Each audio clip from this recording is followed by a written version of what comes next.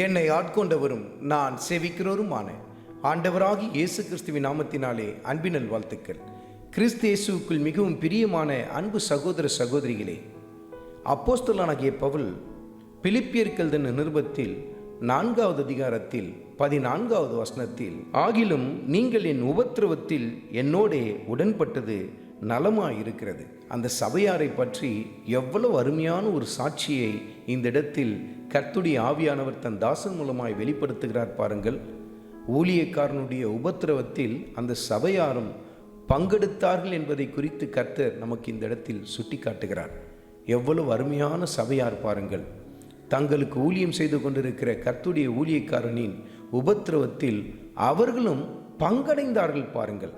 ஆனால் இன்றைக்கு பார்ப்பீர்கள் என்று சொன்னால், ஊழியக்காரர்களுடைய பிரச்சனை போராட்டங்களில் சபையார் பங்கெடுப்பதில்லை. ஆனால் அவங்க ஆதங்கப்பட்டு கொள்வாங்க. எங்கள் பாஸ்டர் என்ன விசாரிக்கலை, எங்கள் ஊழியக்காரன் வந்து எங்களை சந்திக்கலை, எங்கள் காரியங்களை விசாரிக்கலை என்று சொல்லி ஆதங்கப்பட்டு கொள்வாங்க. ஆனால் அருமையான சபையாரே, நீங்கள் உங்கள் ஊழியக்காரனுடைய உபத்திரவத்தில் பங்கெடுக்கிறீர்களா? அவரை நீங்கள் விசாரித்தது உண்டா என்பதை சற்று யோசித்து பாருங்கள். பல சமயத்தில் நீங்கள் அவர்களை குறித்து ஆதங்கப்படுகிறீர்கள் அல்லவா? என்ன சரியாக பராமரிக்கிறது இல்லை, இந்த சபையில் வந்து பராமரிப்பு என்பதே இல்லை, எங்களெல்லாம் பற்றி அவருக்கு கவலை இல்லை என்றெல்லாம் சொல்லி பல பேர் பலவாறு பேசுவதை நாம் பார்க்க முடியும். ஆனால் ஒரு ஊழியக்காரனுடைய உபத்திரவங்கள் எவ்வளவு அதிகமாய் காணப்படுகிறது. ஆனால் அதில் பங்கெடுக்கிற விசுவாசிகள் ஒரு சில பேர் தான்.